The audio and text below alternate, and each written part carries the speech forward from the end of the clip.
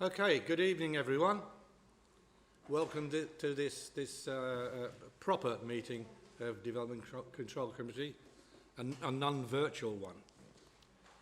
I'll just go through the business and I'll do the emergency evacuation procedure. It's basically the way you came in, if you're familiar. But what I will say is turn left, follow the green emergency exit signs to the main town hall entrance and proceed to the assembly point at St George's Square. Can I remind everyone that this meeting will be live streamed to the public. If there are exempt items on the agenda, the live stream will cease prior to the meeting moving to private. There might be a short delay. A recording of the public part of the meeting will be available on the Council's website within 24 hours of the meeting. Attendees are required to wear masks on entry to the building and meeting room, but may remove them when seated. Would members and officers please remember to switch their microphones on when speaking directly into the microphone and switch off when they're finished speaking. And I ask everyone to switch off their mobile phones or put it on silent. Any apologies tonight? Yes, the apologies received from Councillor Applicant. Okay. Thank you. Minutes of the meetings, the 21st of April and the 18th of May. They are before you, Chair. Any move them as a true record? Any questions? Agreed. Section 106 of the Local Government Finance Act. No disclosures. No. Urgent business tonight? No urgent business, Chair. Or declarations of interest tonight? References from committees and other bodies? None, Chair. So I'll go straight on service issues. I know there's only 2 items of interest to members of the public, but I'll switch it around and deal with Stockingstone Road first.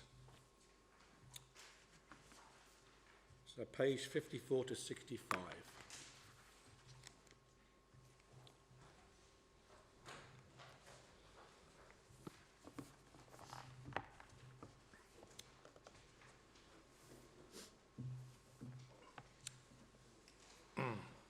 So it's over to you, Nan, when you're ready.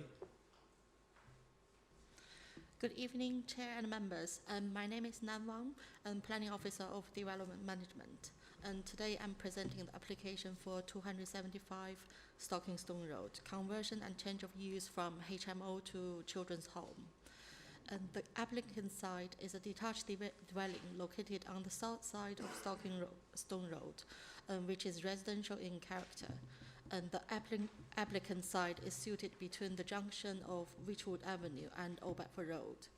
And the proposal is a conversion and change of use from HMO Class C4 to a children's home Class C2. And the applicant site was originally a dwelling house and has been used as a HMO, which is considered as a permitted development from C3 and residential use to C and C4 small HMO. And the existing use as HMO is a form of shared residential accommodations. And the proposed change of use will not materially change how the building is used and will not lead to a loss of dwelling house. Therefore, it's not considered that proposal would be contrary to the identified housing needs within the borough and the Luton housing market area. And the proposal seeks no external or internal alterations to the existing dwelling, and it will continue and provide residential accommodations and intends to operate as a single household. And the proposed children's home will accommodate a maximum of 5 children aged between 11 to 18, and plus 2 members of staff on shift all the time, and an additional manager may visit to the site during the daytime. Each children will have their own bedroom and they will share the kitchen, living room and bathroom facilities.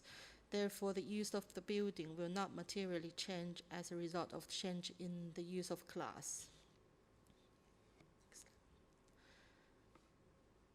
That's the set, and then there's no external or internal changes to the layout of the building. We have received 4 objections from the adjoining occupiers, and the main concerns are noise and disturbance, and including concerns such as potential antisocial behavings, and loss of privacy, road safeties, and parking issues. All the representations has been carefully considered. With regards of the, and also the change of use. With regards of the change of use, as discussed in the previous section, the use of the building will not materially change as a result of change in the use class. The dwelling will be occupied as residential accommodations and operating as a single household. And one of the key considerations is the impact of the noise and disturbance to the adjoining occupiers. And the applicant site has been used as a HMO, which means it would already generate more movement than a single family dwelling. And the proposal will result in the application site operating as a single household and will generate less coming and going than the existing HMO use. In addition, the proposed use will be supervised 24/7 by a minimum of 2 members of staff, providing to ensure the safety to the children and to prevent additional noise and disturbance and antisocial behavings. And given the nature of the detached property and the location of the parking at the front, the movement of the cars are not considered to lead a material harm to the amenities to the adjoining occupier in terms of noise and disturbance. And number 277 is the detached dwelling located on the west of the applicant site and is located at slightly lower ground level due to the level difference. And currently the boundary is marked with a lowered fence, which would result a level of overlooking into the rear amenity area of this property. And the planning statement states a 1.8 meter high fence will be erected, and this has been conditioned. In terms of parking, the on-site parking has achieved the standard as set out within Appendix 2 of local plan, and there are vehicle crossovers on each end of the front. And the children resident at the site, they will not have any access to the vehicle due to their age.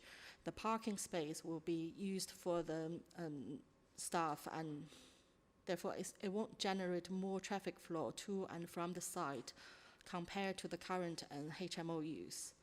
A location risk assessment has been recommended by the Council's Children, Family and Education Department, and this has been conditioned. So in conclusion, the proposed conversion and change of use from HMO to children's home is considered to be consistent with the local policies and offer no detrimental impact to the street scene character and of the original building and amenities of the adjoining occupiers. Therefore, conditional approval is recommended. Thank you. Thank you, Nan. We've got an objector, Russell Cartwright. Are you present? Oh, Stockingstone Road.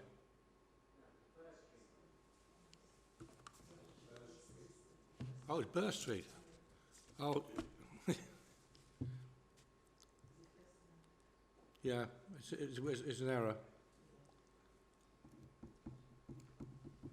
It's Eunice's fault, wasn't it?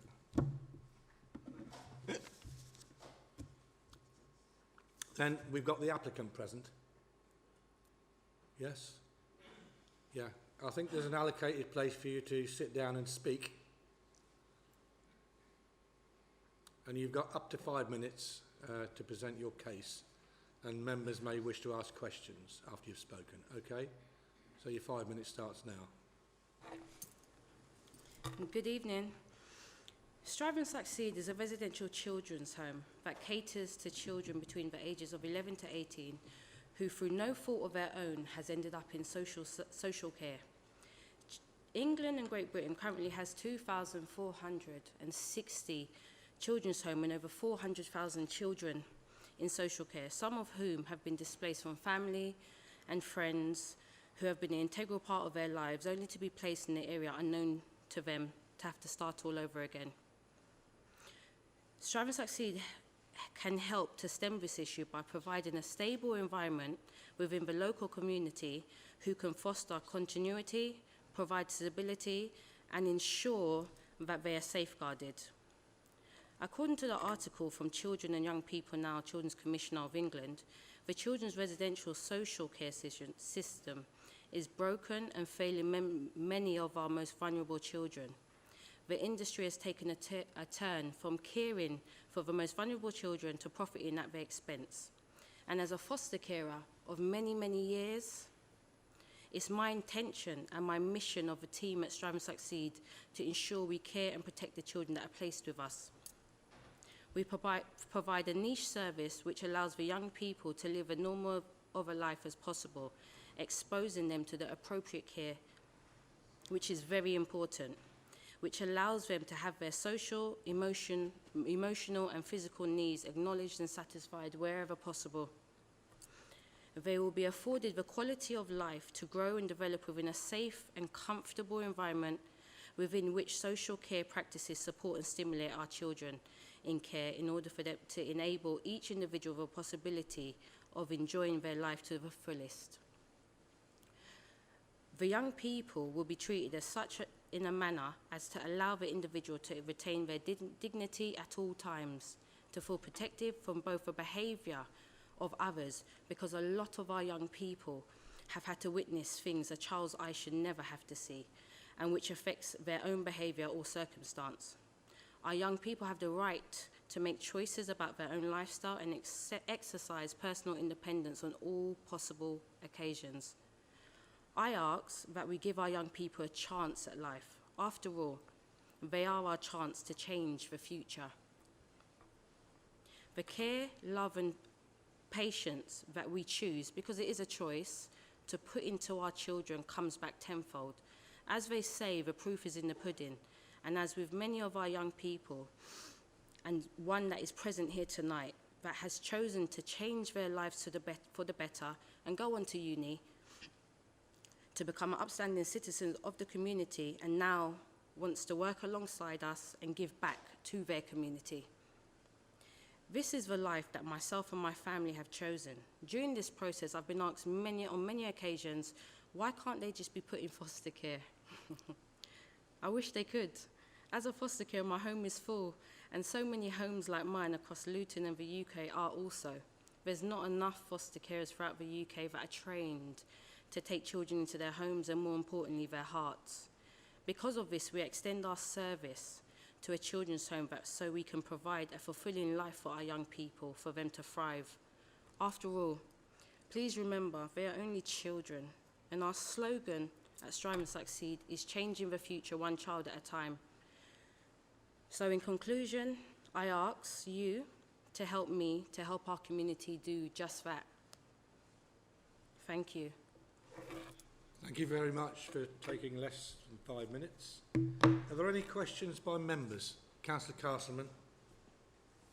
Yeah, yes, thank you for that. I noticed that you've chosen the age group from 11 to 18, and I wish you well on that, because having a long while ago having children that age, I can appreciate they need a little bit more guidance. My question to you, is there any intention of actually lowering, you know, say from the age of 5, you know, to bring younger children in? Is there any intention of that? Because at the end of the day, children need care, whichever way, whichever age they are. I've chosen that age simply because I don't want a large age gap between the youngest child to the oldest child. So that's the market that the local authorities that I've been dealing with have asked as a safeguarding measure. Thank you for that. I can appreciate where you're coming from on that. It's just that I'm thinking sometimes in an emergency we might have a 5-year-old that actually needs looking after because we can't get them somewhere else. I'm not sure, but I like... Mahmood Hussain. Can I ask you, and would these children be predominantly Luton, or would you be taking children from all local authorities, neighbouring authorities, or, I mean, I'm not, it's not a critical question, I've got no problem from other authorities, I'm just want to know, would the children predominantly will be Luton or will they be from anywhere? Well, as a children's home, we offer our services throughout. However, I live in Luton. I'm actually from the local area, and I do believe in supporting my local community because I feel that, you know, that's home, and even as a foster carer, that's what I choose to do as well.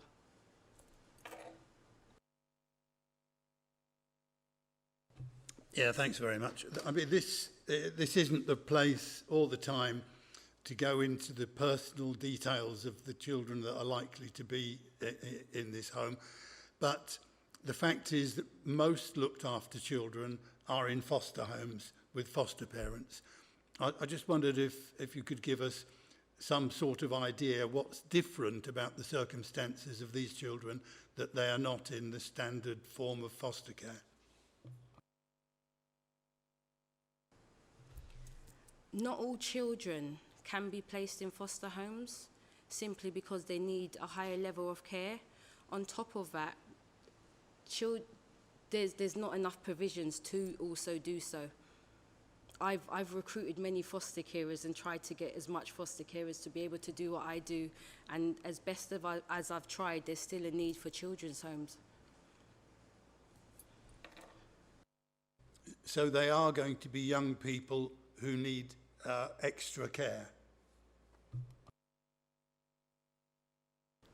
Yes, some children and young people need a one-on-one service that, you know, we can inject more love, time and patience within them to get them to where we need to go, to where they need to grow and develop and be able to be integrated into the community. Yep, thank you very much, Chair. I think if I push this any further, we're going to be getting into areas that we really have no business looking at. Questions to the applicant? Then you can go back to your seat, please. Thank you. Questions by members to the planning officer? Abbas? Thanks, Chair. So I've not visited the site, but there's a lot of neighbours complaining about the noise. Is there any hedgerows, fencing, noise-proof in the back garden there of the property? And the applicant said, and currently have standard boarded fence. Any hedgerows or trees in the back garden or anything like that? But this diagram is pretty plain, so you can't really see. No, it's around fences here. I don't think there's much trees. Nan, can you put the plan up again? Locate, so we can see where location of the property is to the other properties. It's by the traffic lights. Yeah, near Wychwood Avenue, isn't it? Near the junction. But just to give you some idea of the space. There it is. Can you see it?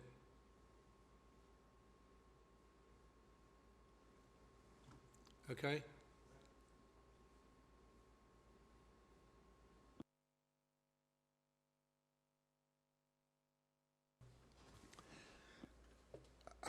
Yeah, we got a list of additional conditions to go with this as an update from Eunice. I noticed each one of them says that something has to be submitted for approval. The condition doesn't say that on approval it has to be implemented. I'm just wondering whether there's been a hole in the drafting of these conditions, because just saying that it has to be submitted for approval without saying that on approval it has to be implemented seems to me to leave a gap.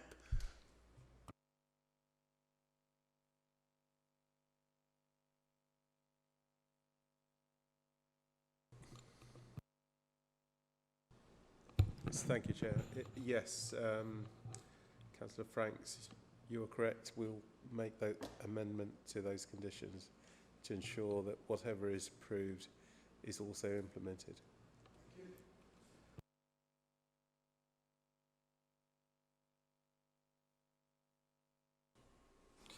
Thank you, Chairman. I'm sure the planning officer will correct me if I'm incorrect, but I believe I have amended conditions where they refer to, I won't pick anyone in particular, but they refer to the details being submitted. And then there's a final sentence that refers to the approved details shall be retained so long as a development exists thereafter. And that is in pretty much all of the conditions. But as said, if there are any where that has not been included, the recommendation before he does include a delegation to make minor alterations to the conditions, so that can be included. Thank you, Chairman. Yeah, in fact, it's not included in any of the additional conditions that Eunice circulated. I think we can, I think Stephen, you've just, and Sonny, it'll be changed. Any comments from members? Councillor Hussain. Yeah, Chair, I'm, strongly in support of the recommendation.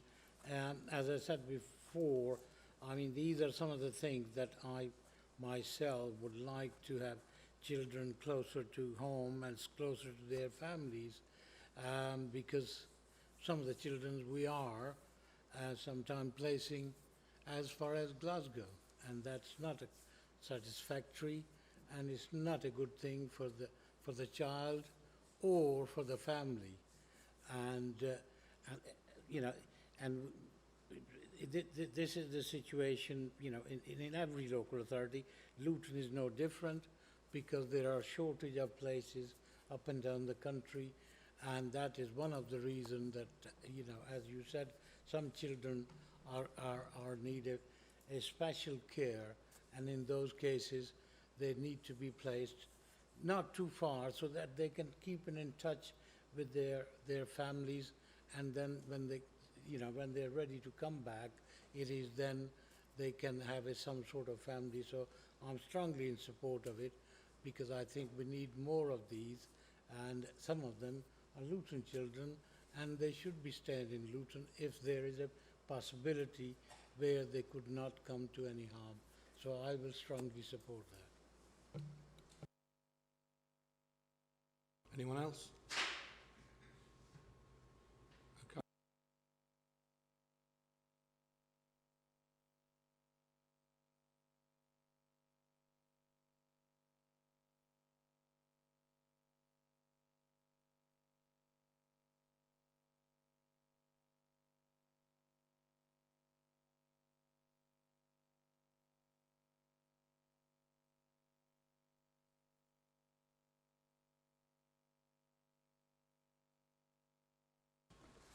Now we'll go on to 411 Burr Street, which is on page 105.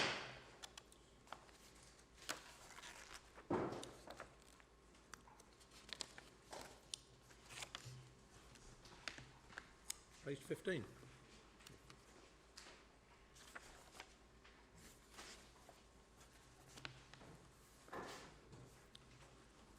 So over to you, Graham, when you're ready.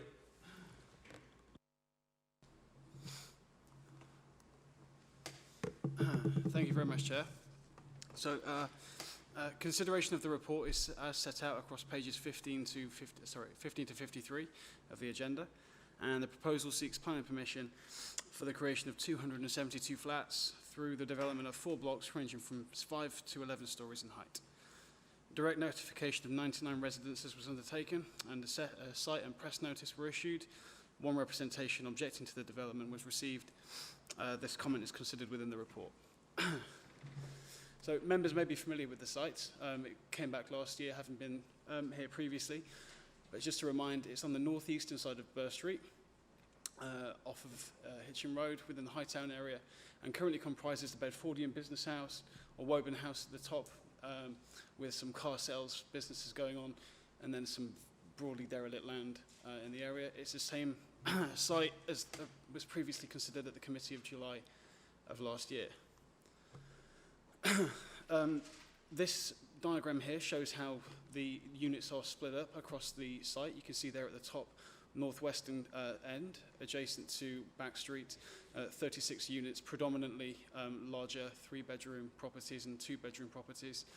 And then finally moving down, you've got 39 units, 96 units and 101 units. And I say units because it is a blend of both flats and duplexes, similar to townhouses, with the larger 3 units, and have what's being termed as a family quarter to the northwestern end of the site.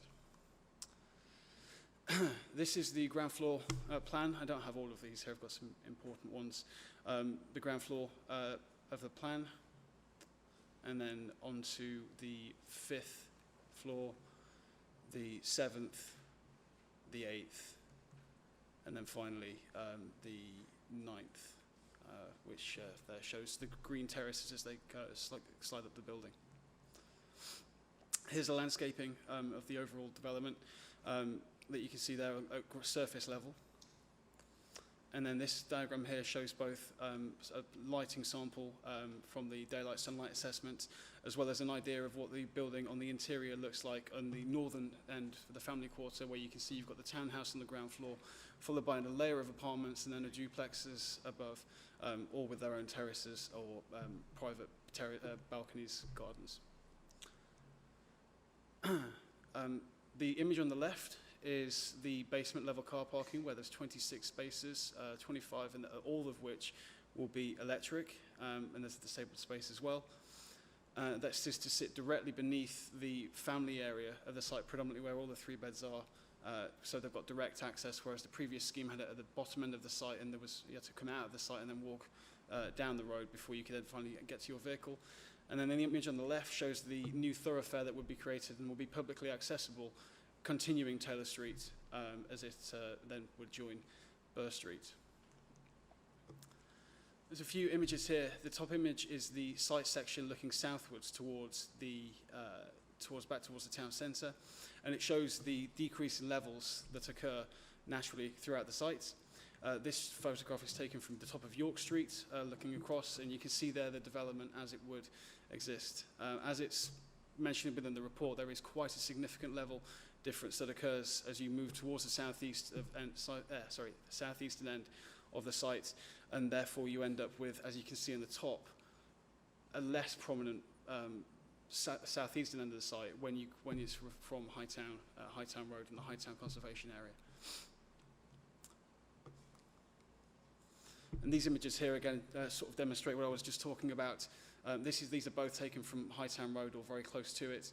The image in the top left is from Hightown Road, the former public conveniences, just there on the right-hand side. And then the image from on the bottom right is from Duke Street at the top, outside of the newly constructed flats in that particular location, looking down there towards what is the storage depot, and then beyond that, Hitchin Road. And then finally, in terms of these particular images taken from the TVIA, this is from Taylor Street looking southwards towards Midland Road, the train station, and just shows how it would sit in the context of the current buildings at that particular point during the site. Finally, a few more images taken here from the design and access statement. This is within Burr Street at the junction with Midland Road that currently exists.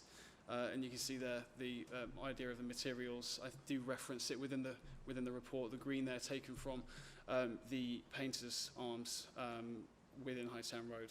Just one example of the consideration of the materials.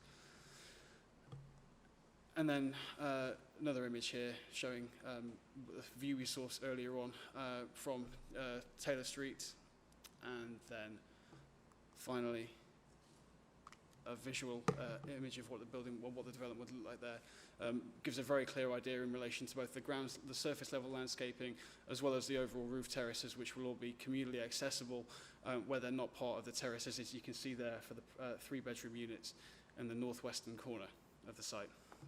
So, for those reasons outlined within the report, it's considered that the development of the site represents a highly sustainable form of residential development. The mix of housing is considered to be strong in relation to the borough's identified needs, and the principle of development is therefore considered to be acceptable. This position is reaffirmed by the provision of 7 affordable units in accordance with the Council's requirement, i.e. being all 3-bedroom, 5-person units. The development is viewed as being of a very high quality design and takes opportunities to redevelop and maximise the opportunity of the site, enhance the overall character and appearance of the area, and establish the standard of detailed design within this particular part of Hightown for future reference. The development would provide a quality living environment for future occupiers, and no significant harm has been identified to the amenities of adjoining properties. With regard to parking, for those reasons provided within the report, the on-site provisions considered to be acceptable given the balance of requirements and the proximity to both Luton train station and the busway. This is of course compounded by the climate change emergency that's been declared. The application comprises an important piece of regenerative development within the locality and provides 165 dwellings for which there is an identified need within the borough. Whilst 107 one-bedroom flats would also be provided, these are considered to be an important provision as their inclusion has resulted in an uplift in value which has directly contributed towards the sum of circa £1.2 million being obtained to support council services.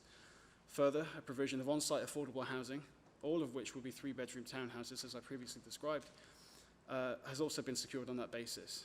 It is particularly noted that the contributions and affordable housing have been negotiated with the applicant and are both above the viability appraisal of the scheme, which was independently tested for the council by BNP Paribas. As is the case with the quality of the design, the living environment that would be provided, and the regeneration that would occur, significant weight is attributed to this offer. For those reasons, the recommendation before members is for approval of the application. Thank you very much, Chair. Thanks, Graham. I'll now ask the objector, Russell Cartwright, to come forward, take his seat and use the microphone. I've already checked it out. It's not necessary. You've done that? I've already checked it out, yeah. It's not a problem. You've got up to 5 minutes, Russell. Thank you, Chair. Just switch myself on.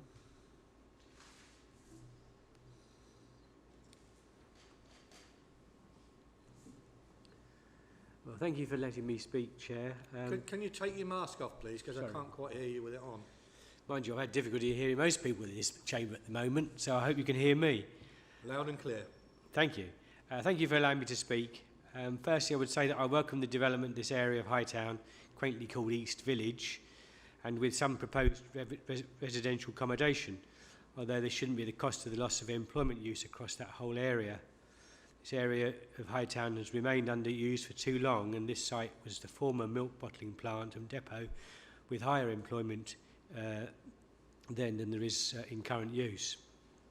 However, the application for 4 to 11 Burr Street contains buildings that are of an inappropriate height for the area, with one of the blocks reaching 11 stories.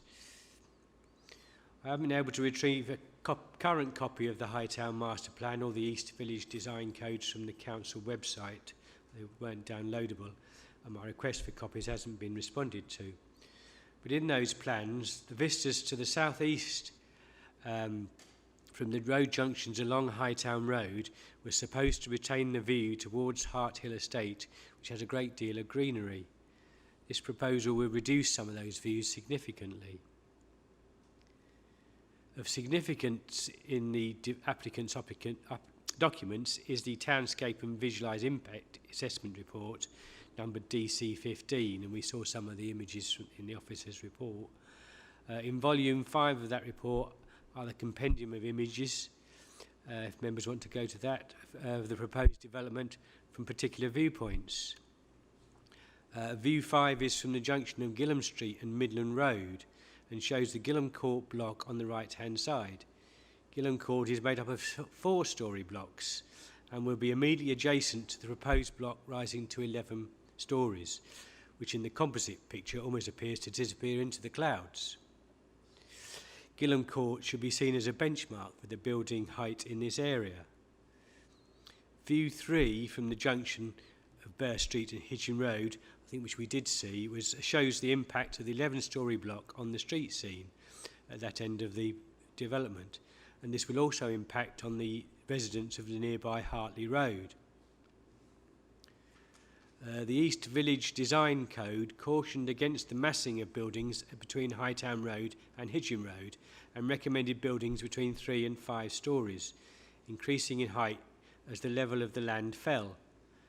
I understand the fall from Hightown Road to Hitchin Road is greatest is 7 metres, which is about 3 stories, not the number of stories that we've seen increase from the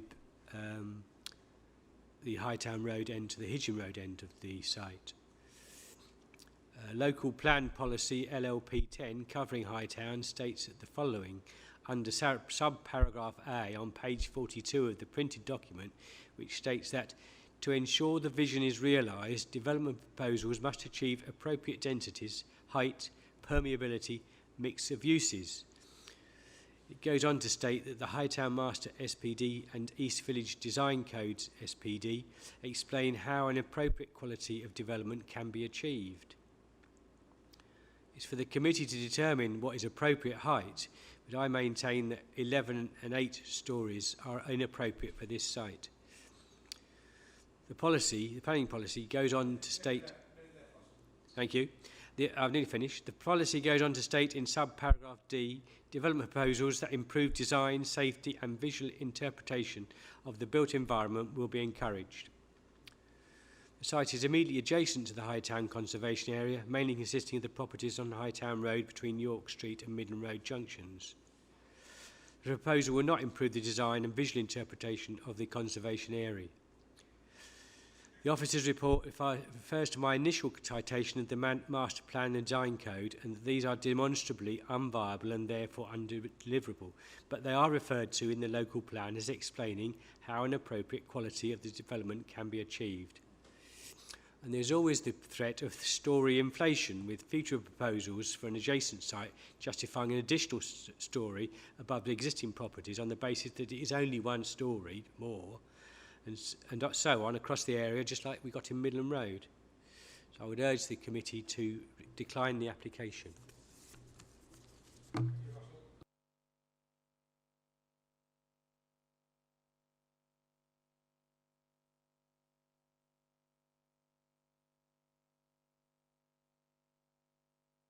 Minutes, so you can either share it or somebody speak for the 5 minutes.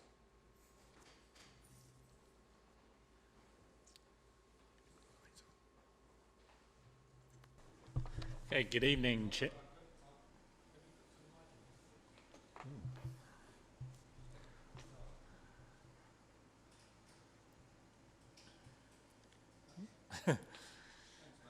Ooh. Great. Good evening, Chair and Councillors. I'm Damien Kersley, the applicant for this site, and thank you for allowing me to speak tonight. I'd firstly like to thank the planning officers at Luton Council, who've worked closely with us over the past year to bring this new scheme forward. You may recall from previous meetings and from your officers' planning committee report that we have already secured planning permission on this site for 169 homes. So in fact, based on the previous comments, we do have planning for 5 stories at the Hightown Road end. So we're not going any higher with the new scheme. However, we've been encouraged by Luton planning team to bring forward this new scheme to make best use of the site. There is an extreme need for new housing in Luton, and also the other issue is viability. Build costs in Luton are pretty much at London rates, and Luton sale prices are quite low. So if we were to follow the original master plan, no schemes would ever come forward because they'd be utterly unviable. This is an extremely large site, and low density housing just would never be delivered because the build costs are incredibly high. And in fact, your own viability study shows that even with the current massing, the scheme is unviable. And yet, we are trying to find a way to make this work and deliver the much needed housing for Luton and to deliver affordable housing. So in an ideal world, low density, low houses with back gardens would be fantastic. But the actual reality means that they just simply can't be delivered. And I, as a developer, just simply wouldn't be able to build the scheme. And like many sites around Luton at the moment, it'll just remain as, well, MOT garages let out to people selling cars because there'll just be no way to build the scheme forward. But anyway, apart from that, as well as delivering the much-needed houses and the family housing, we are looking to make sure that it is eco-friendly. The scheme takes on board matters related to climate change through careful and considered design, which are set out in the committee report and the application documents. You've got solar panels, water-efficient fittings, high insulation levels, hybrid heating systems, and as a result, carbon dioxide savings are estimated at 29.5% above the required building regulations, which is significant. The ground floor units have direct access to gardens. The green spaces at roof level not only create great spaces for the residents, but enhance the biodiversity of the site, bringing insects and birds to the site where there's previously low biodiversity. In fact, in terms of wildlife, it's pretty much a desert at the moment. The pandemic has also made us reflect on the design. The new scheme has one less building, which results in a much better layout. Ground and roof top green spaces give the resident large communal areas to create a sense of community, and public green spaces at the ground level give back green space to the wider community. Many homes also have private terraces and balconies. Amenity standards are met or exceeded, and all the homes meet space standards, and most units have a dedicated work-from-home space. I would go as far as to say that in terms of the design, I think it's one of the finest schemes in Luton. And although it isn't a small scheme, given the standard and the quality, it will look fantastic in that location and will help bring forward further development in that area and deliver the much needed homes. And this has already been discussed, so I suppose the final thing is in terms of affordable housing, the viability assessment that was independently assessed and agreed with the council's own consultants showed that even this scheme isn't viable. However, and the already approved scheme actually has no on-site affordable housing. So on this scheme, we've offered to the council 7 3-bed homes to be secured for a Section 106 agreement. Each of these is a family home with its own front door onto the street. And we've also agreed a substantial increase in Section 106 contributions towards education, as well as a review mechanism for the affordable homes and traffic contribution. Okay, so I would say, okay, massing, ideal world, want to have less, but I think on balance we're just delivering so much for this site and for Luton. So if you or any members have any questions, then either I or the team can answer them for you. And thank you again for listening, and I hope you'll be able to support your officer's recommendation for approval. Thank you. Questions by members to the applicant? Councillor Hussain. Can I ask you, you offered 7 affordable housing, which probably in the first instance there wasn't any that I remember, so I was one of those that didn't support it. In terms of what you just said, was in terms of the prices, you said the prices are not, in Luton they're not as high. From every single estate agents that are in the country, Luton prices seem to be going far greater than anywhere else. So where is the evidence that the prices in Luton are not increasing? Whereas I see even in my own neighbourhood, they have gone up quite considerably. Yes. Yeah. The thing about Luton prices is they did go up, but went down again and have stayed pretty static recently due to Brexit and COVID. On average, we're about, I would say, about £410 a square foot we're looking at. However, build costs are around about £220 a square foot. And that is the price you're building at in London. Because Luton, this is a huge problem. Because Luton's so close to London, all the contractors are charging London prices. And we've done quite a few developments in London, and a lot of those schemes are, 600 is quite a low value in London, but 800, £1,000 a square foot, and you're still only building at 220, 240 a square foot. So you need to build a lot of units to be able to make any profit. That's the problem. The build costs are too close to the values, even though the values have risen a lot. Admittedly, I think they were £300 a square foot not too long ago, but house price inflation has slowed because of all the problems we keep having. It's quite a scary situation to be in for us, because we've got a lot of money into this site, so we would hope for some more house price inflation, but currently it's very tough even to build this scheme, but we're negotiating with our contractors hard.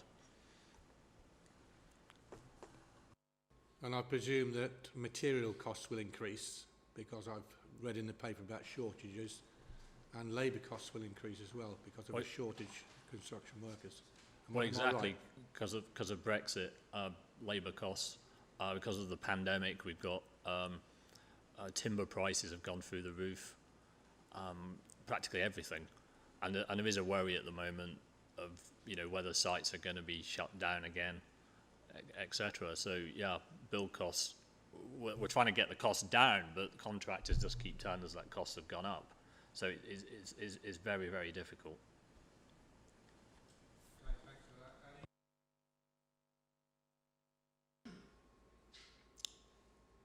Thank you very much.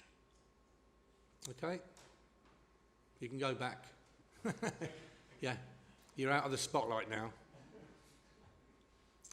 Questions by members to the officer? Abbas. Yeah, thanks, Chair. Graham, just to get my head around this, yeah? So I remember this coming to DMC last time. So where the developers pleaded poverty at 106 houses and they didn't give us no affordable housing at that time, yeah? Going to your paragraph 82, okay, the initial viability, so it says initial viability, which was said to be £500,000, yeah, £500,000, yeah, out of the 1.19163,673.64, yeah.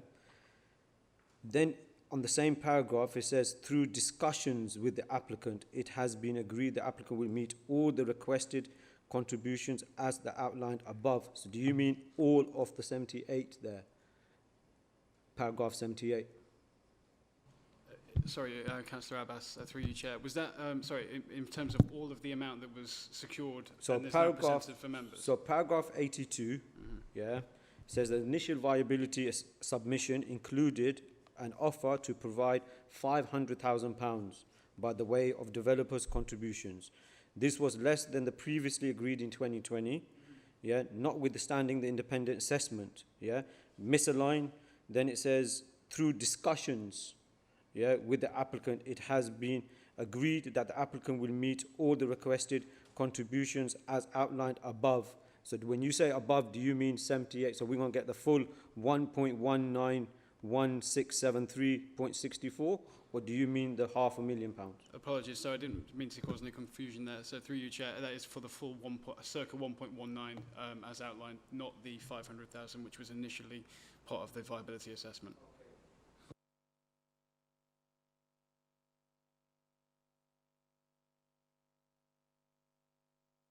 Viability assessment, then how did you come to a figure of 7 affordable houses, 3 beds? So through you, Chair. So the viability assessment, these negotiations took place following the final report from BNP Paribas having independently appraised. And while there was an uplift in value that they identified, it was still circa 7 million, whereas they'd anticipated 12. In terms of the affordable housing offer, it's important to remember that the position that we're working with now is that the current application without that is policy compliant. So everything above that is agreed. They came to the figure on the basis of 5% of the overall floor area, or circa that amount. And then the 7 was arrived at, which was then cross-checked with housing, who obviously are happy with 3-bedroom properties haven't been provided. As officers, having originally negotiated to that scheme, that position already, we had no we had no ability to push any further when the application complied with policy. So that's where the number 7 come from. It isn't arbitrary. It's calculated on the basis of floor area and a percentage of that. Thank you.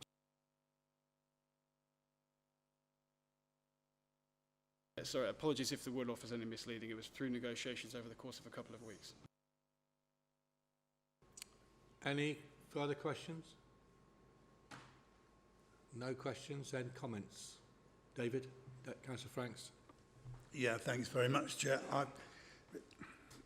As time's gone by, I've learned a thing or two. My view of the Hightown area generally has for some time been that it's probably the last opportunity to build significant numbers of houses with gardens. I've gradually come to believe that, in fact, flats on these sites fairly close to the town centre are probably not a bad idea, actually, provided you could get the right mix of 2 and 3 bed flats, and we're not lumbered with loads of 1 beds and studios. I'd prefer to see fewer 1 bedrooms in this development, but I understand that developers are going to make more money from a lot of 1 bedroom flats than they do from a smaller number of 2 or 3 bedrooms. So I can see the argument there. The other lesson I've learned, and I'm seriously hoping that other prospective developers, like the Power Court guys, for example, I hope will learn, and that is, if you're going to have fairly high buildings anyway, and if sticking an extra couple of stories on converts the financial viability to such an extent that you're getting overall a much better quality development, and you're also getting more affordable housing in the development, and you're getting all the other Section 106 requirements that flow from the development, and critically, you're getting a more overall a more quality development, then frankly sticking an extra couple of stories on is probably worth doing. I'm inclined to vote for this application unless anything subsequent to my comments here forces me to change my mind. And I hope the lesson of making it a already fairly intensive development just a little bit more intensive gives the financial wherewithal to provide the quality that we're all looking for. Abbas, the same. Yeah, and I completely agree with Councillor Franks there. So when we saw the original one in 2020, I mean, they offered us nothing, added a few more floors, and they've offered us a lot more going forward this time round. But just another thing, Sonny, yeah, I don't see in the conditions of viability at the end. Can we put that in as a condition or not? Sorry, I can answer that one. Sorry, Sunil. It is, if you look at the resolution, Councillor Abbas, there is a viability review mechanism stated just there in that particular type. So it's part of the resolution rather than in the conditions. Yeah, so it's always in there in the start. Thank you. Okay, any further comments? Then I'll move to the recommendation is to approve. All those in favour, please show.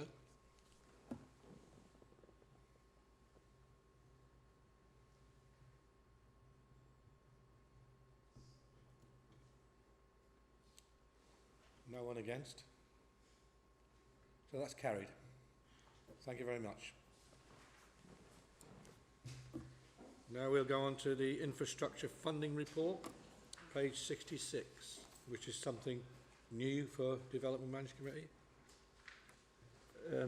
Chair, Stephen, do I need to declare interest at this point because as portfolio holders or anything? Sorry, Councillor Abbas, because what did you say? Interest because it says open spaces, plays, so it falls under my remit. No. No? No. That's all right.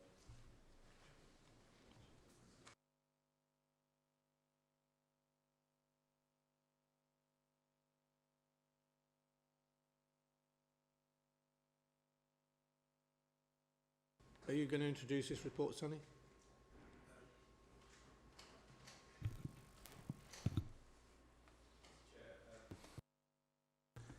Yes, so this item we have got Capita to come in and provide some consultancy around this.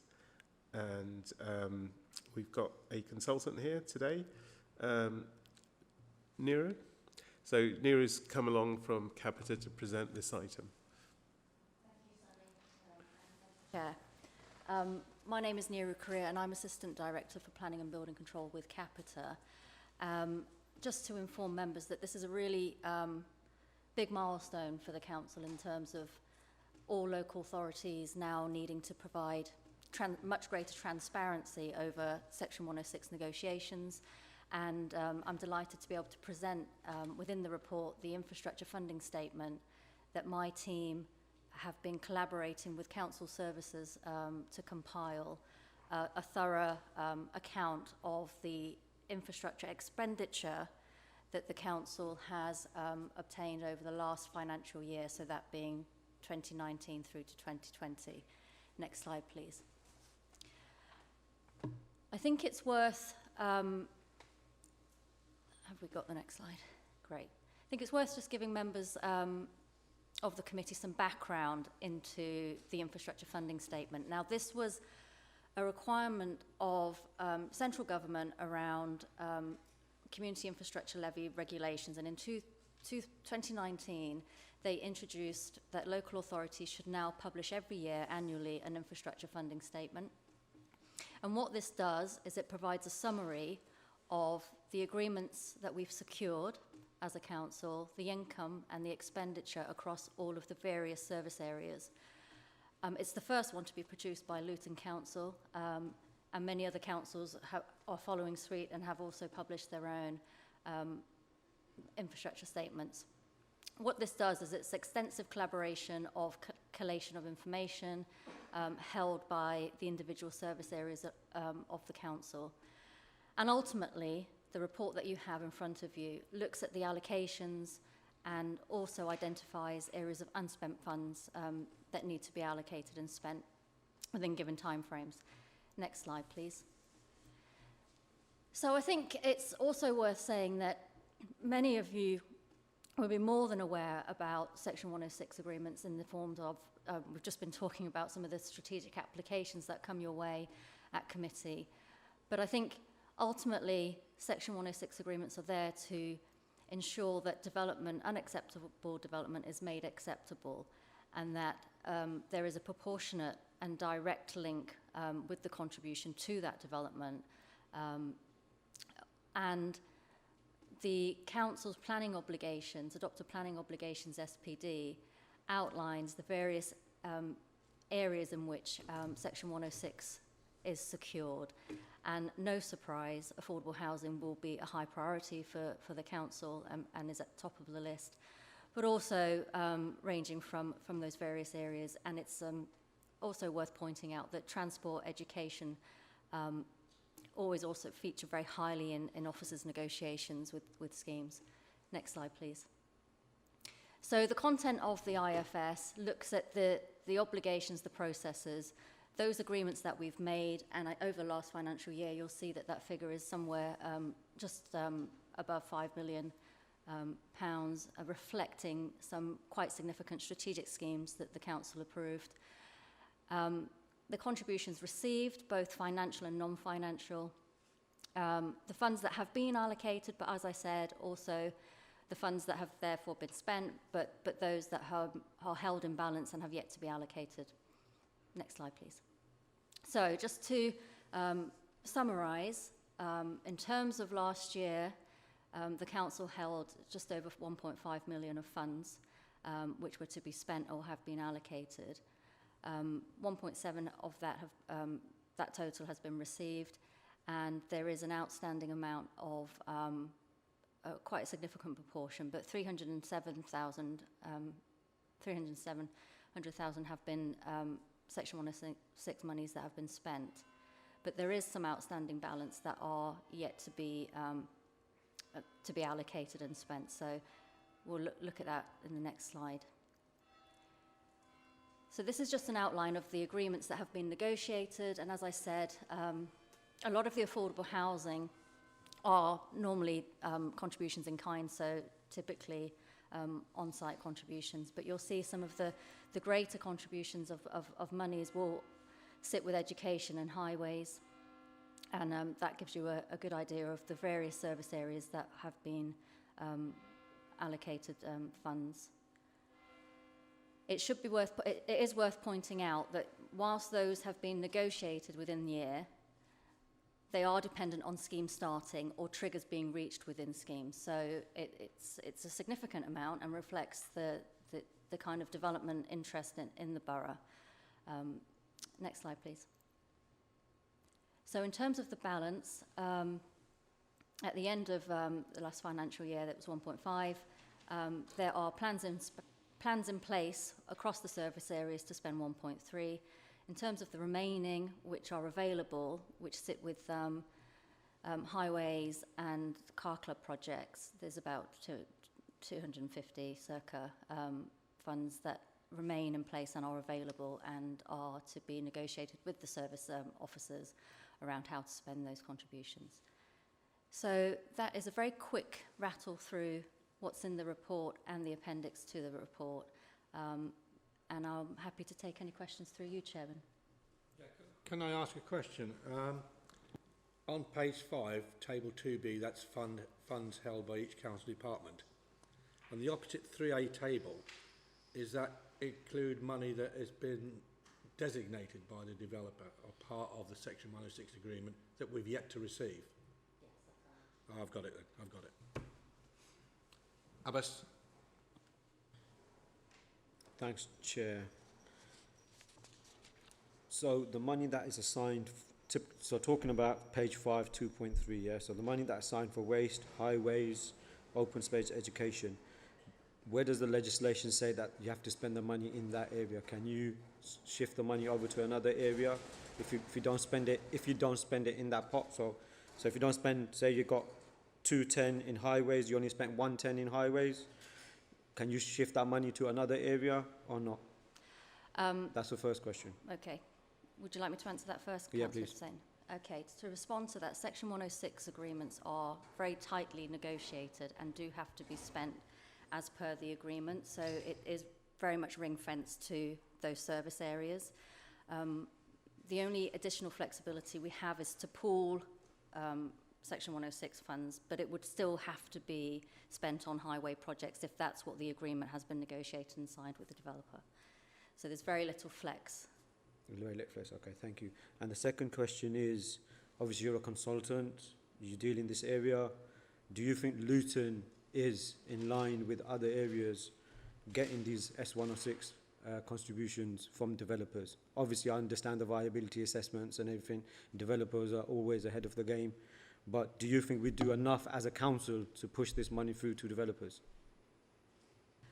I think having looked at the work that the team have done, proportionately, I think the council, due to the kind of, the 16 applications that were negotiated last year, of those, there were a handful of really significant strategic projects. So I think Luton is well placed in terms of its strategic ambition to bring forward schemes, and they do account for a significant contribution to local community infrastructure through those schemes. So I think you're doing really well. However, I'm working with the team, with your officers, to look at processes in which you might have opportunities to actually extend that reach. And, as you know, currently the council do not have a community infrastructure levy in place, but there are options to look at how we can maximise contributions. And so that is a work in progress with the team. And will you be introducing the community levy scheme within this arrangement for 2022-2023? No, Councillor Hussain. Community infrastructure levy is an option, but it does require a significant amount of work by the council to evidence what that levy might be. And as you've heard from the previous scheme that's just been approved, that viability gap is something that we'd have to investigate very thoroughly before we could understand if there was a community infrastructure levy rate that would be applicable to the schemes coming forward. And it's that fine line between the build costs and obviously the sale prices. And it seems to me as though, from what I've heard this evening, it's a very fine balance. So it'd have to be something that the council initiated as a piece of work to look into that.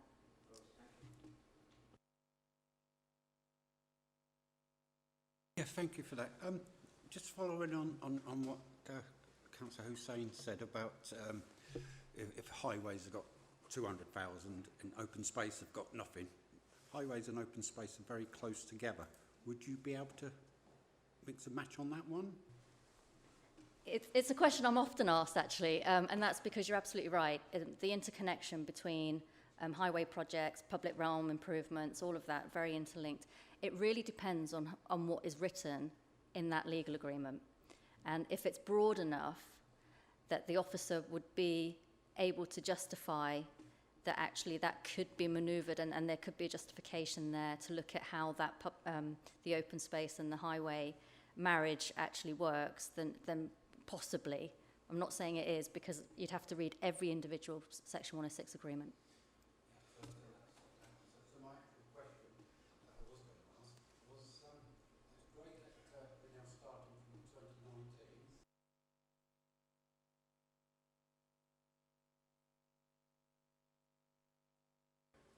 We always used Section 106 as our, shouldn't really say, but it's a slush fund. In other words, we can use it for other little bits. Do we know whether Luton's got anything 2018-19? Have we got anything we haven't yet allocated? I'm sure colleagues in highway services are working to maximise the Section 106 income. Sorry, it's not just highways, it's all these others as well. I wouldn't necessarily know the detail of that. We can see through the report that year on year, the council's been very good at collecting money since 2017. There's likely to be some unspent monies. There's likely to be some money still to be collected, as there always is in these situations, because, as I said, it's about the trigger points in particular schemes that generate the income. I think your remit was just 2019. That's right, Chair. Yeah, thank you. Stephen, you want to come in? Yeah, thank you, Chairman. And so I'm the solicitor, so I've negotiated most of those Section 106s over the past sort of 5 or 6 years. So to answer some of the questions that are arising, if I may, to add on top of the colleague here, the pooling restrictions came into force, goodness me, I can't recall the year now, about 2000, I'm going to say 2014, it may have been earlier. But those pooling restrictions meant that you could only allocate money to 5 infrastructure projects in 106 agreements. So any Section 106 agreement that you had that maybe said the money shall be spent on X, if you had 5 of those in total and X was the same, you could therefore not require developers to pay any more money towards X. Now, X quite often, pre the pooling restrictions, was very generic. It would say towards education, preferably within a mile of the development or something along those lines, because although they were a lot more generic, they still had to be relevant and necessary and reasonable. So you would always have, normally I should say, you would have some reference to the school or the highways within X radius, or particular highways if it was a car club, something like that. When the pooling restrictions came in, it is fair to say that with legal advice, councils essentially drilled into infrastructure projects. So instead of referring to a school, you would refer to a particular maybe school block. And the argument would be, well, that school block is a different infrastructure project. It's not one of the 5 that's caught from the original X, and therefore you've got 5 again that you can spend on block A, and then 5 again on block B, and so on and so forth. So therefore, within the last 6 years that I've been here, and until the pooling restrictions were removed last year, Section 106 agreements, and therefore the monies to be spent, have become even more specific. So rather than simply saying in them, it would be this school, it would be this school block. We even went further than that to increase your numbers of 5, if you like. Not only the block, but we'd say a classroom to sort of use the system in the best way we could, put it that way. Those pooling restrictions have now been removed, but there is now this requirement to have this statement to show the transparency of where the money is going and so on and so forth. It does therefore allow us, I believe, to have more generic language again in section 106s, but nevertheless you've still got to be conscious that generic language still means that you have to be able to demonstrate where the money is going for it to be relevant, necessary and reasonable in the first place. Thank you, Chair.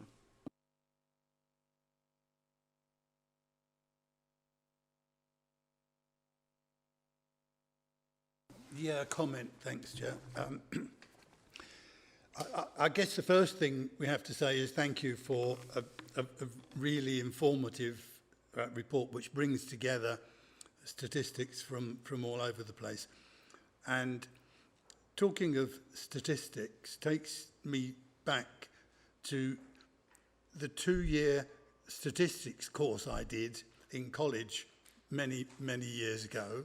And statistics are a fascinating subject. I'm not asking here for any changes in the format of the report because it does give us a huge amount of information and it is useful. What would be very useful would be one additional spreadsheet which is not introducing any new information. The information is all here. It's just the format in which it's presented. If it were presented in the way I'm going to ask, it would force you to look for trends and it would force you to dig deeper into areas where there were obvious movements in front. But all I'm asking for is one spreadsheet that's got years along the top and 3 lines underneath, one which gives the total amount that was signed for in actual agreed signed Section 106 agreements during that year. The second line would be the amount of money that was actually received by the council in that year, which is going to be different. Of course it will be different. And the third line would be the amount of money that was spent in that year. And I honestly believe that as you go on, at the moment we've only got 1 year's worth of statistics, but as we go on, the next report will have 2 years and the one after that could have 3 years. I think it will become more and more useful. And just to emphasise, it's not giving any information at all that isn't already here. It's just laying it out with one additional form, which I think experience will tell us whether I'm right or wrong, but I think will probably encourage people to dig more deeply into the details that are elsewhere in the report and also maybe help to highlight trends as we go along. Thank you.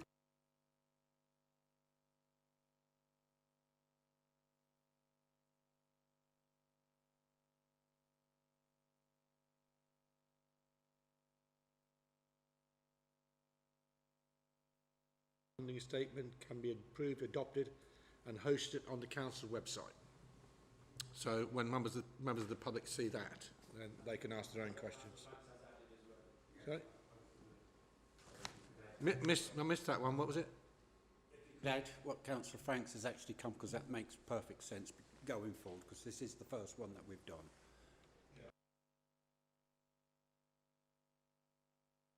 A paragraph or something. I think it's pretty easy to put together. The information's already there. It's just a question of adding an additional spreadsheet. Yeah. Through you, Chair, I think it's a very good idea, Councillor Frank.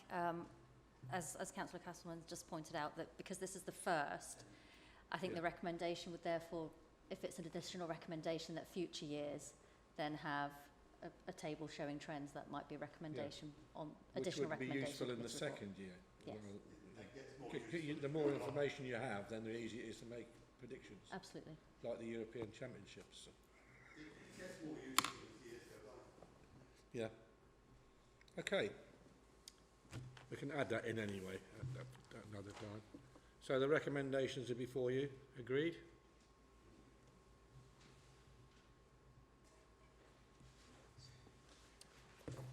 carried, and there is, I think there is no 10, agenda item 10 is not relevant, so that being the end of the meeting, thank you very much for your attendance, and I hope you enjoyed the experience tonight, and we'll try and do it again in July.